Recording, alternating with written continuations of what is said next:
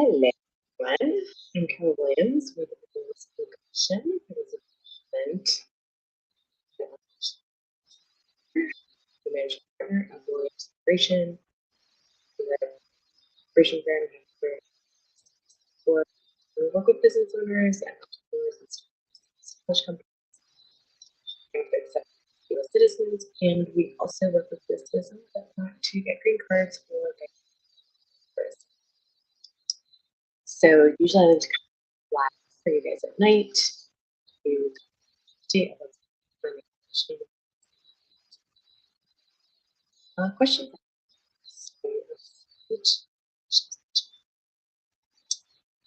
To right is, or really it's a reminder, it's one part reminder with 3 steps. The reminder is that if you are applying for an immigrant visa, so work visa, a visitor visa, you have to do that in your home country or your country of legal residence. So if you were just hanging out, so your home country, with the ability to live there by their government, that is what you should do. So we need to go back to do it that. Come back to where it was many years before you go back to file for your visa. The other big date is if you're here in the US and you have an employment authorization document, that is EAD, and you timely renew your EAD, meaning file that renewal application before your current EAD expires, you are no longer eligible for a 5-day extension for your work authorization. So your work authorization actually the day after your EAD expires, and you'll have to wait until the new EAD is adjustment of status applications pending through an employment-based green card. Current processing times for EADs is 7 months, and we can't file. So earliest we can file is 6 months. So we're looking at a month if that is a gap if the immigration service does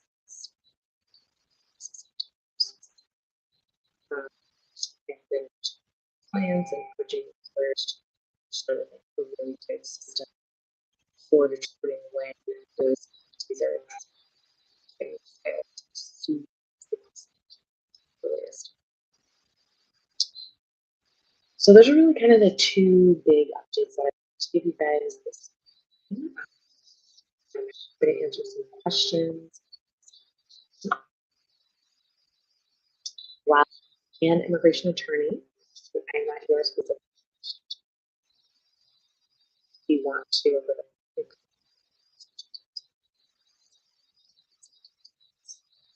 time for me to figure out what's going on in the particular situation. We just right to work together. Let's see what kind of questions we have. Answers generally. They're really educational. I can't give you legal advice. Just always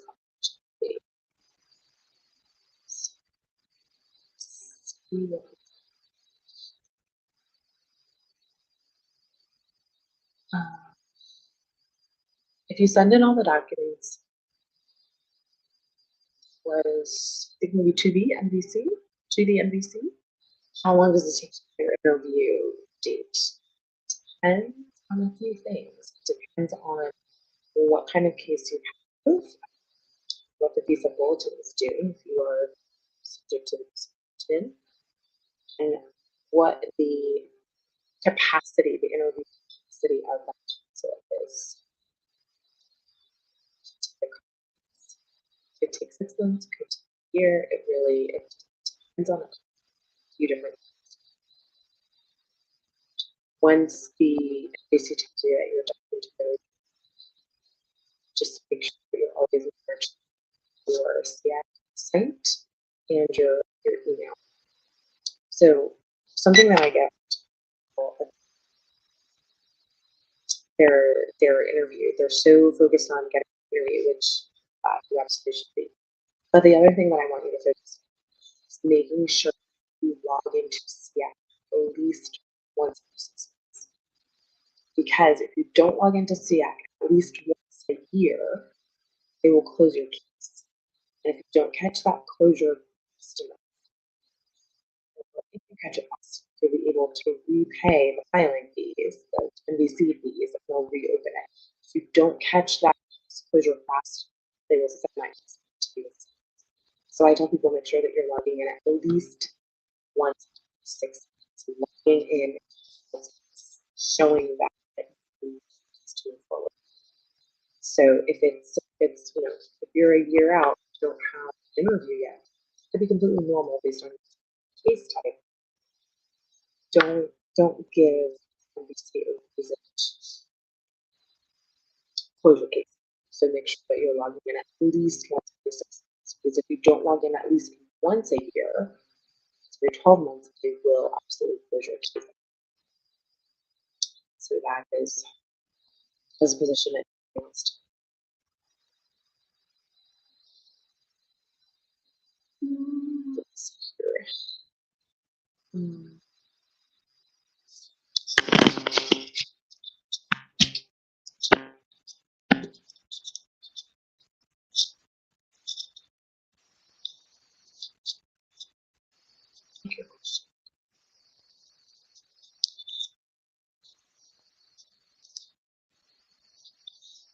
So interviews in Jamaica.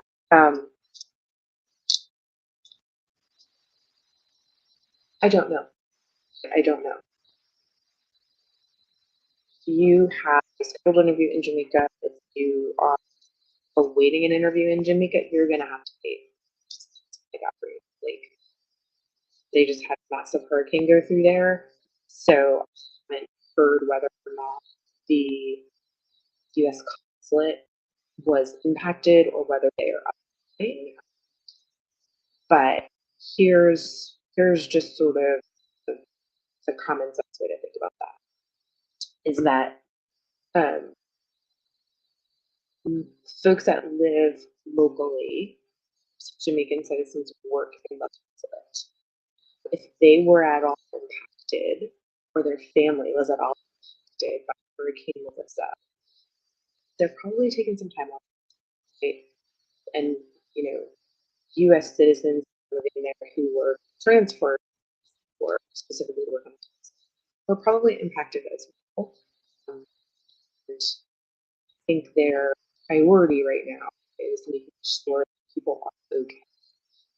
Things are okay, and the buildings, structures that people have what they need to take that next to the next step.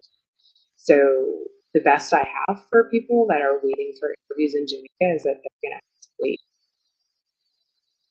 This happens after there's any sort of major start. So no idea. An interview is going to get if you're waiting in Jamaica. Just don't know. And frankly, I don't know that it's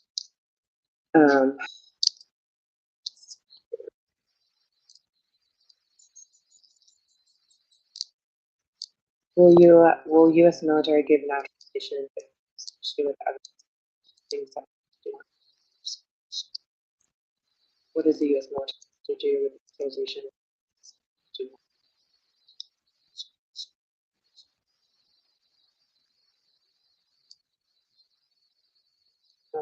I don't understand sort of those issues.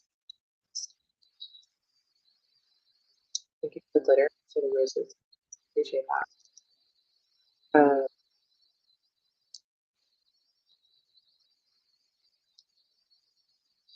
ICE detain the people who have a court date. Will ICE detain people that have a court date? Yes, we've seen that. Are they detaining absolutely everybody that has a court date? No. Stop that. So I can't tell you where and when they are. So that works. So yeah, can they? Yes. Will they? Yes. Will they be at a specific, a specific immigration court on a specific day? No.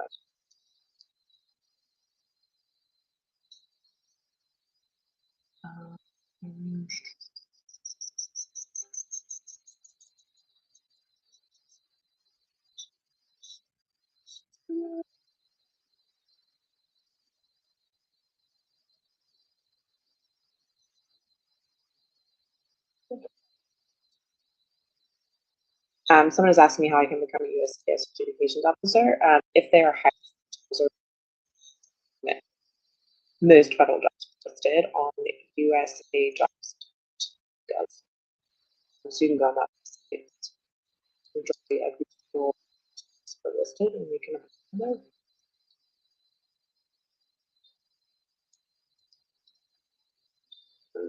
And a U.S. citizen ID from the DMV to an interview with IDs, they should bring whatever ID they have to an interview to USCIS interview. Do they have a passport? If they have a temporary ID, then you have to bring what you have.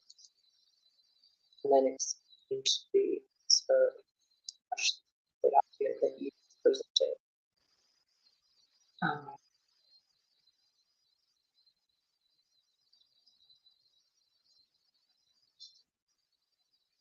I ever had anyone applying for an unregistered while living in a no?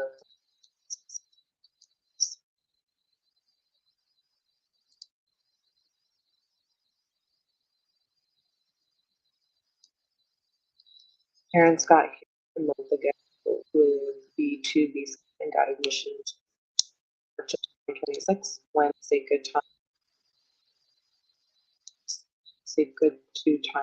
What do you mean? Will be arrested if I go for an interview at USCIS. Yeah. I don't know your background. I don't know your history. I don't know anything about that. And even if I knew everything about your background, even if you are my client, I don't know where and when this will be. I don't know when they have, I don't know where they're going to be. I don't know what they, what immigration court they're going to be at or USCIS to be at. Nobody knows. I don't, unfortunately. It is a, it is a, that is a matter of your own risk. If you have an attorney, I would speak to that attorney about pros and cons of attending that interview, and you make a decision.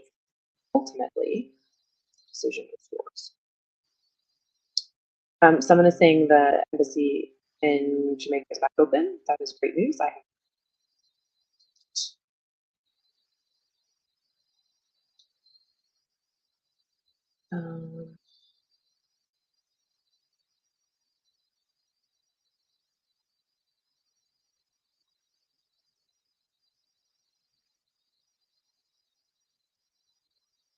Your parents were on a B2. They've been admitted into. When's a good time for justice to make them stay here? That's a conversation that you should have with an attorney during a consultation. Their intent when they visited, when they crossed, or when they came in, when they were questioned, was to be here as a visitor. It was not to be here. It was not to come in and then adjust their status. That's a conversation that you should be having with. They will issue. So you don't the U.S. government get committed fraud when they came over the border. Something that you change. They fully understand what the situation is.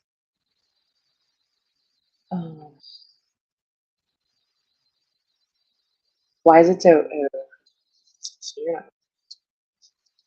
Why is it so hard to get an expedited case approved?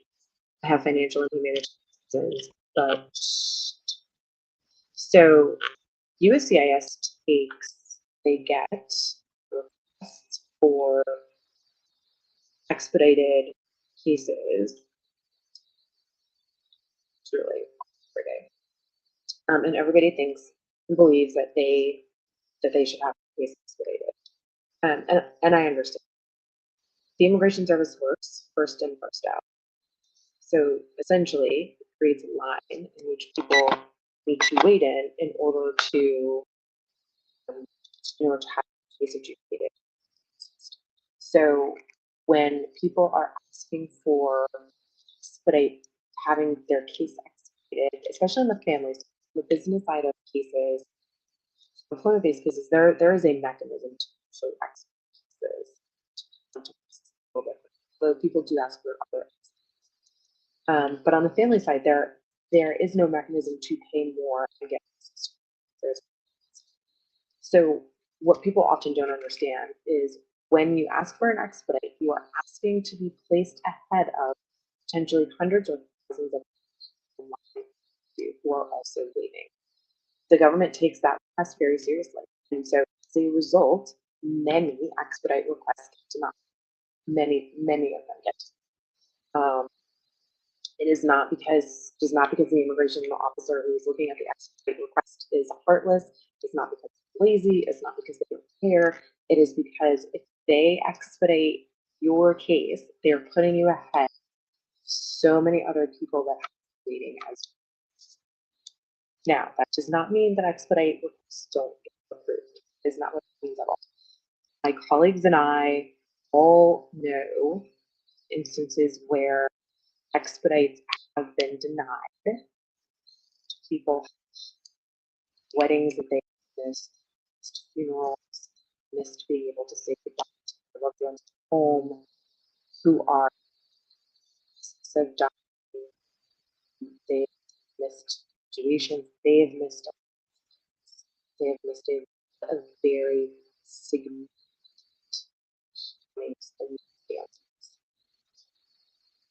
the Immigration Service, honestly, it's very difficult to get the case expedited.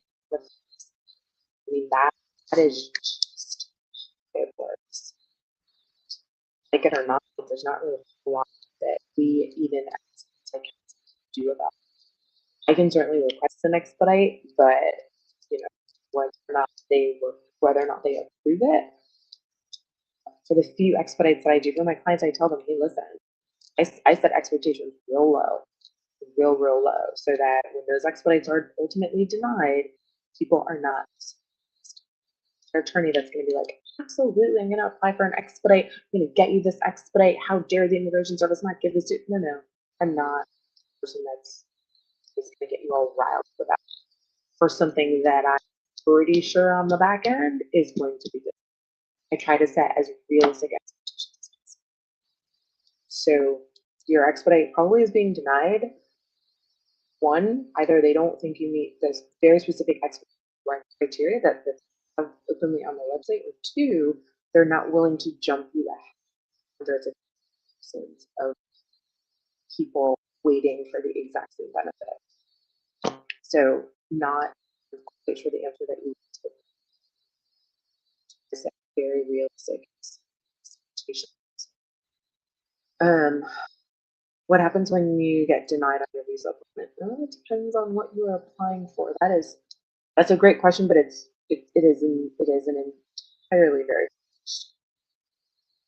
completely depends. In general, if you are denied and you have some sort of underlying status, then nothing. You're going to the U.S. on whatever your underlying status is. If you don't have any underlying status, then you get a dependent influence it's denied, but then they're going to tell you, that you, depending on what you'll tell you, how long you have to stay in the US.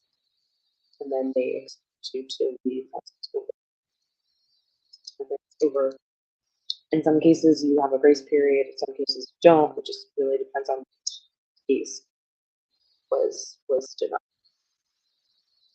But there are some cases where you can file appeals, you can file motions to reopen and reconsider. So sometimes the denial does not always signal the road.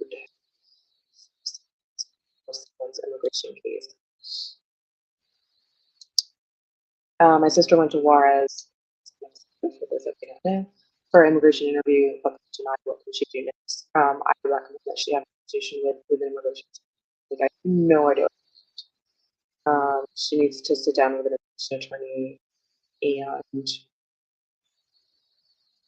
hopefully she has a copy of everything that was filed, and she can remember what happened and what was said when she was out.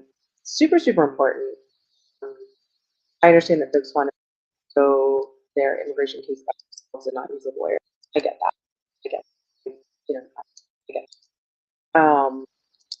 But when you get to the point where you feel like you need assistance from a lawyer, it's super helpful if people can give me a copy, a full copy, all pages, not just the forms. When oftentimes I ask, and I get just the forms. I'm like, did you just submit the forms, or were there other pieces of paper with other documents? I need to see everything, because if I don't have enough, I can't work blind, and then people have to wait until we request a copy of your file, the immigration. So I implore you, if you are doing this immigration thing on your own, keep a copy of what you got. Every single page, keep a copy. That all of the correspondence that you get from your students, that is so helpful when people come to me and did this on my own. I'm done doing it on my own. I realize I need someone who knows what they're doing, who understands strategy, who understands how the agency works with this. The more information they can put to me about what happened in documents is super helpful.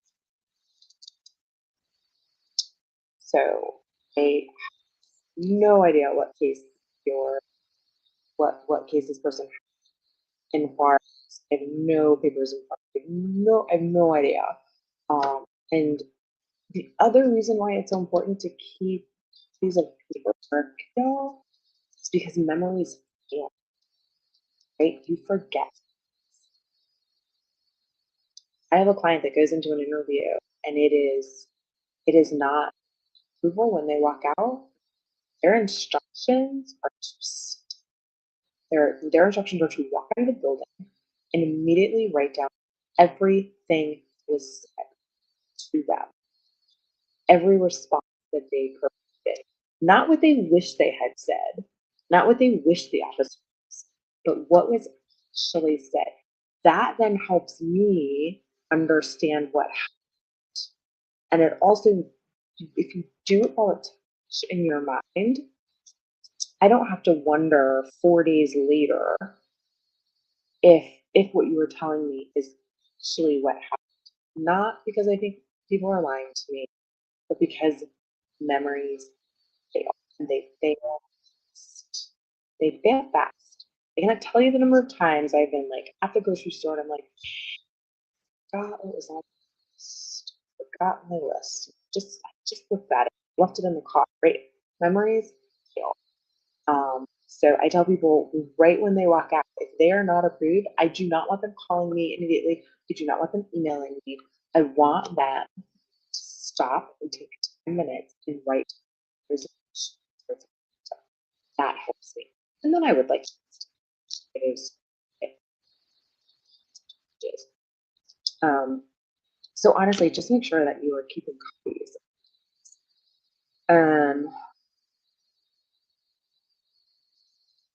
If your spouse writes to immigration and tells them to stop the process, do they reach out to you? First of all,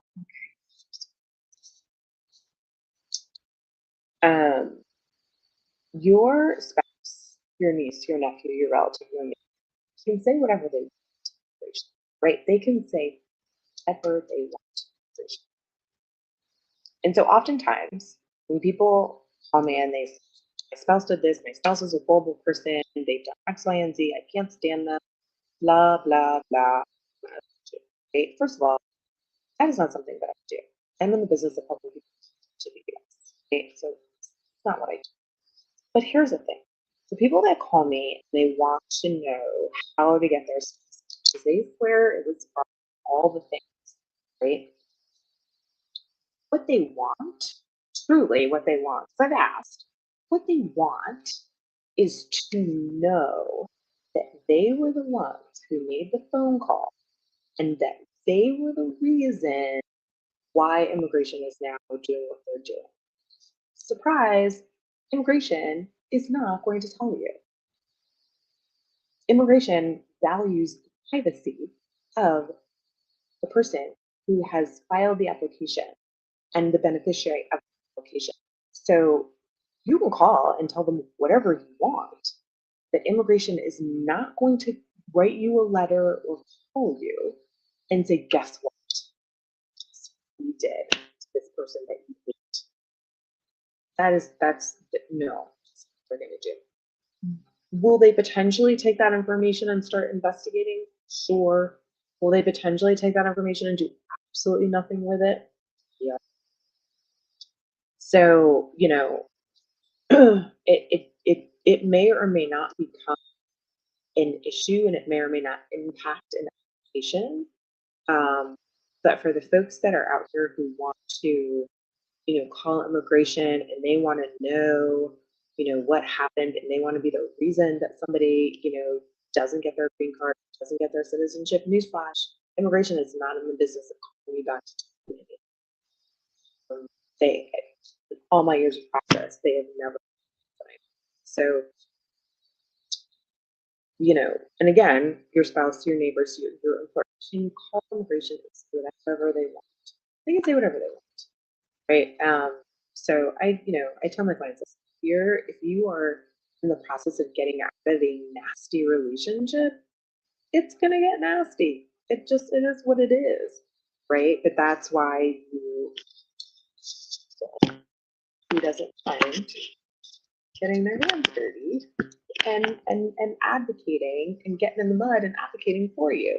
Like that's our job, right? That's why you hire us.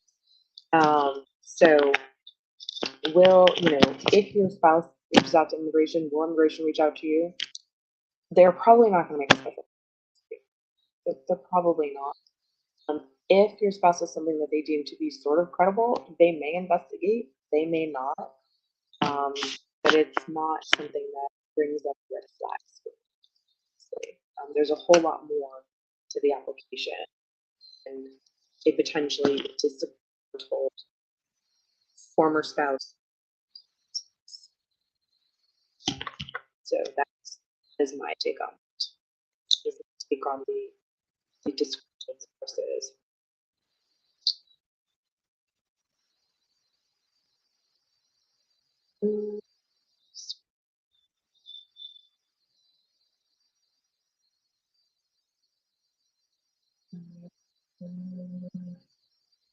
I see some questions in here about a does not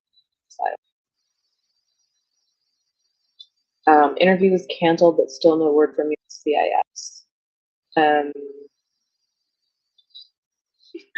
There's no question there. So I will say that you should continue to wait for USCIS to reschedule the interview, especially if they were the ones that canceled it.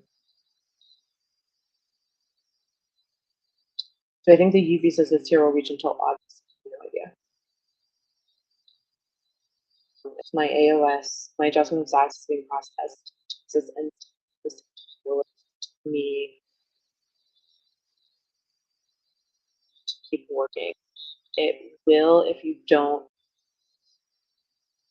It will if you haven't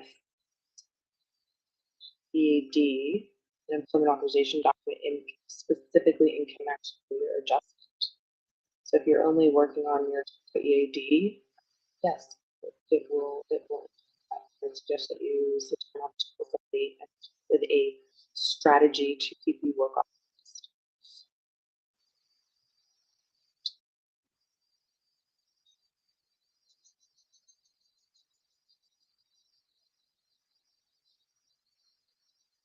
Question about application. Yeah.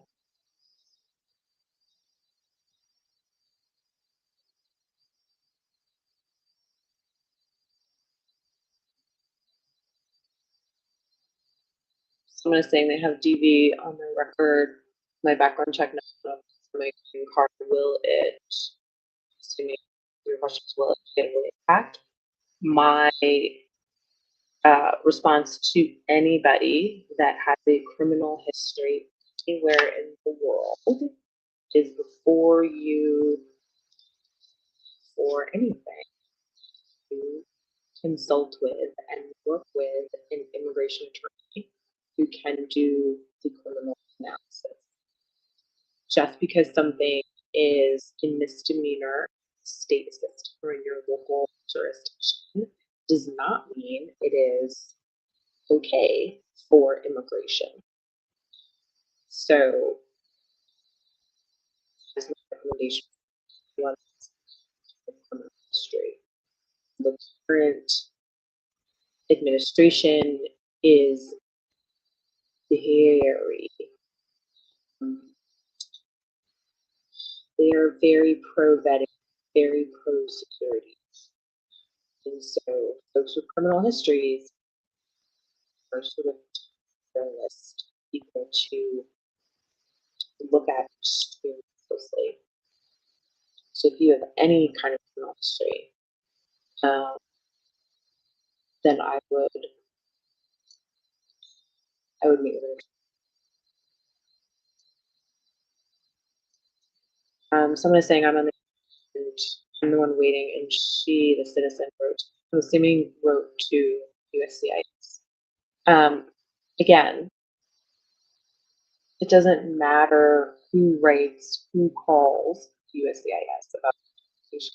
Your neighbor who doesn't like you can write or call USCIS, right? That is that, and it is up to the person who takes that call, what then happens. Right? It goes through a process. Right? Stuff that they don't think is credible, they're like, okay, whatever, and they're not going to do anything. So, anybody can call and say anything. If the Immigration Service has questions, they will always ask you. They will always ask you. Typically, they will ask you in writing, or they will ask you at an interview.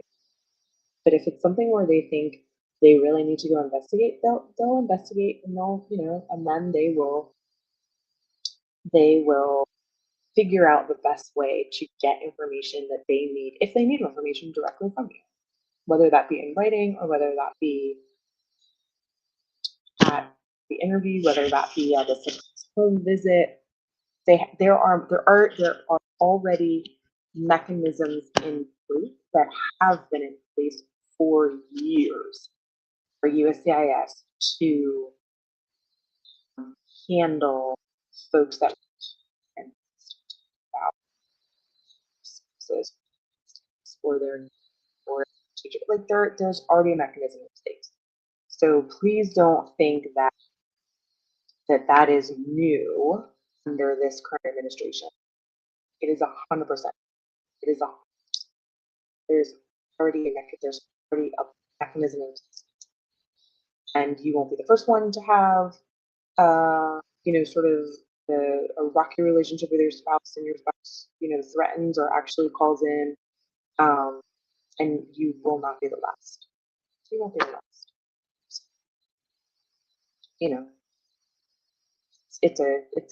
It's a stressful situation to be in, but you're not the first. You definitely be the last, and there is a process within the agency to deal with.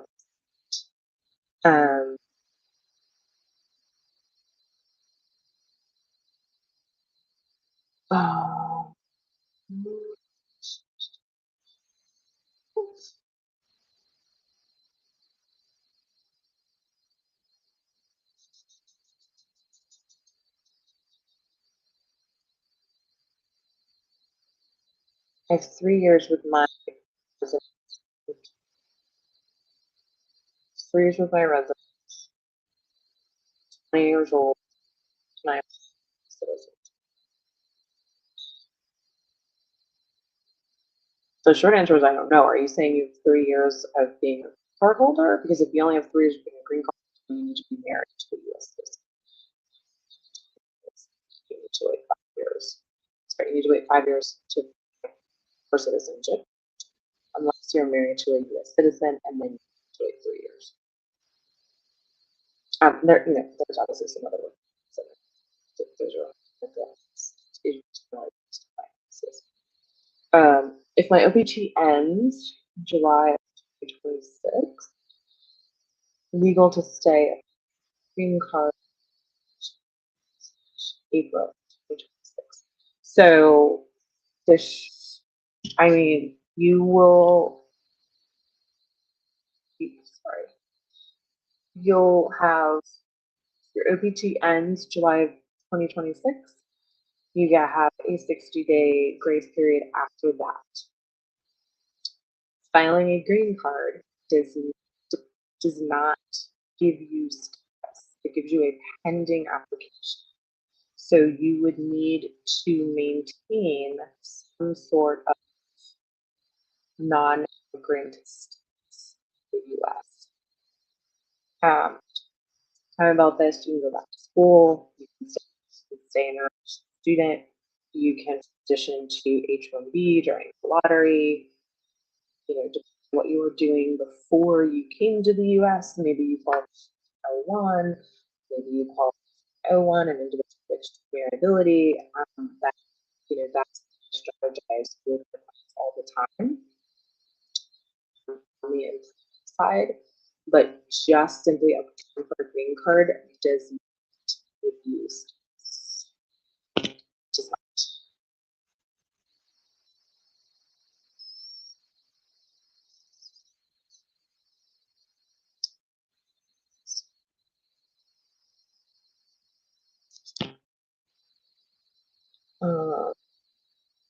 Can I share my notice of action to work issued under the 40-day extension? I'm not sure what you mean.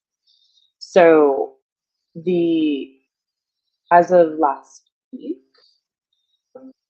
as of Wednesday, we got a notice.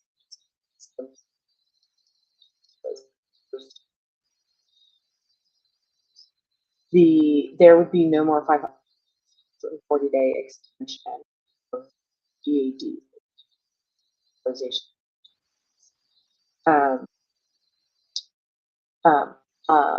That does not include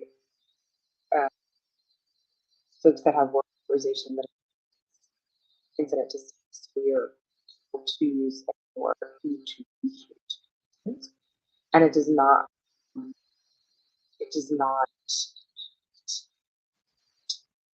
one OPT who are changing to F1 everybody else, it does.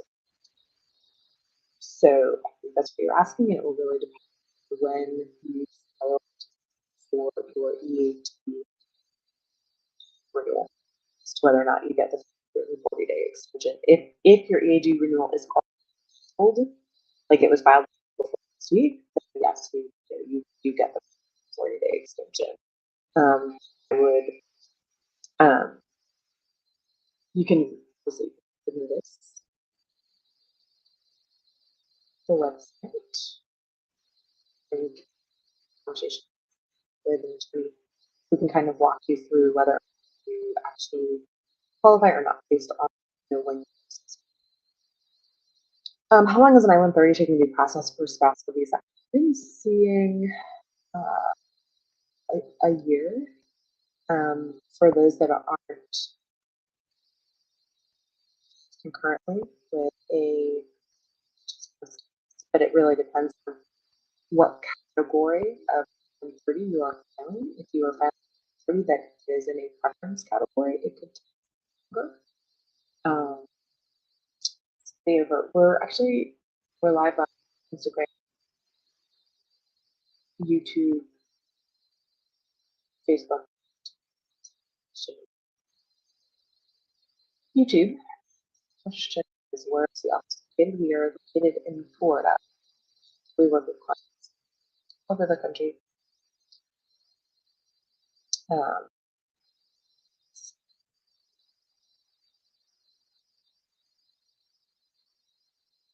do love this question.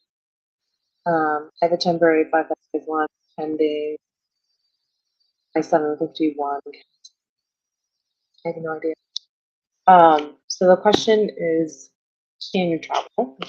completely valid question. The question you should be asking is, should I travel? So can you travel? Yeah. Can you buy a ticket and get on a plane? Go, absolutely you can. Those are the rules. That's why people, you know, allows them to travel. What it is designed. It is designed to, you know, allow people to travel, give people confidence in the passport that they are holders. The better question is, should you travel? That I don't know. Travel right now is a topic, and it depends. It depends on your individual circumstances, right? Do you have transportation was received for you got your conditional green card? You did a times after you got your, you know, your conditional green card. Did you commit any crimes before you were issued your conditional green card? Anywhere in the world. So those are, you know, can I travel questions really should be thought of and framed as should I? And so those are very, very specific. I would always recommend you can look at your entire provisions. If you could slid it place about or should. Because there are a lot of people that have advanced goal. There are people with conditional permanent residence. A lot of people that have a receipt notice extending their green card who should not travel, even though they have the documents that they need to travel. So, big component of thinking not can you, should you.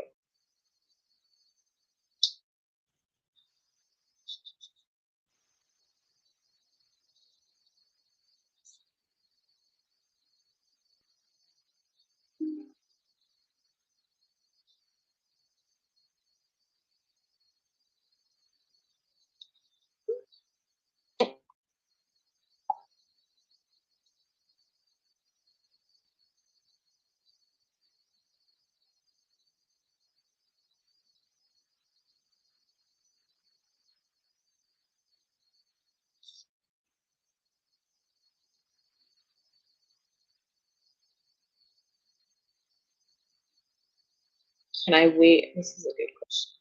This is probably the last question. Do you two things I need to this is a good question. Can I wait in Mexico for the interview after being documentarily verified? Short answer is I have no idea. For some people, even if you're documentarily qualified, it may not be a good strategy for you to leave the country. So there are some people that, you know, if they leave the country, the 3-year term bar is potentially triggered. If you leave the country without advanced parole, do you have a mechanism of coming back in? I don't know what your underlying status is. You know, is your underlying status age or you know, there's so many more questions. There's so many more questions. So that is something where, you know, that's kind of a scenario where I say, like I would have to do a consult with you. Like I have more questions than I have, and sort of, you know, or not is a good idea. And sometimes what is really necessary and required is for someone to understand your immigration situation and frankly why you want to if you adopt it. So it really depends on your individual situation, what your ultimate goal is, and is spending time outside the US for you adopting a trailer, is that the best way to get to your goal? And if it's not the best way to get to your goal, is it a way to get to your goal? But if it is a viable option to get to your goal, what are the pros and cons of doing it?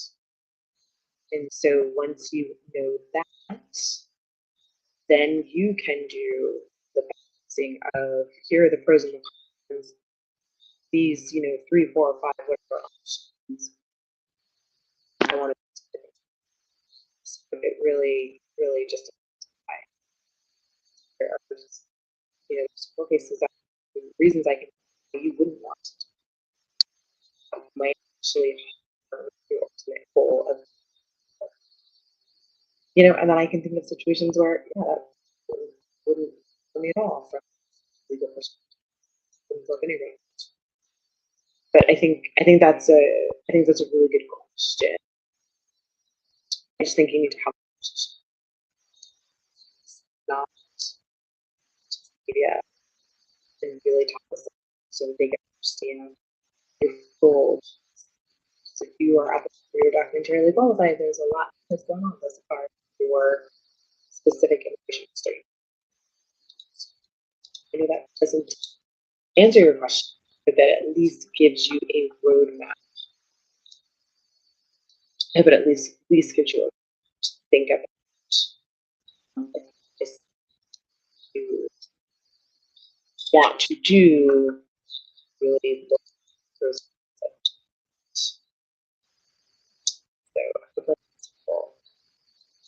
Is all I have for you guys this evening. I need to off as I do before I'm officially done this evening with work. We go after 8 my time. So this has been fabulous as always. I love to you all.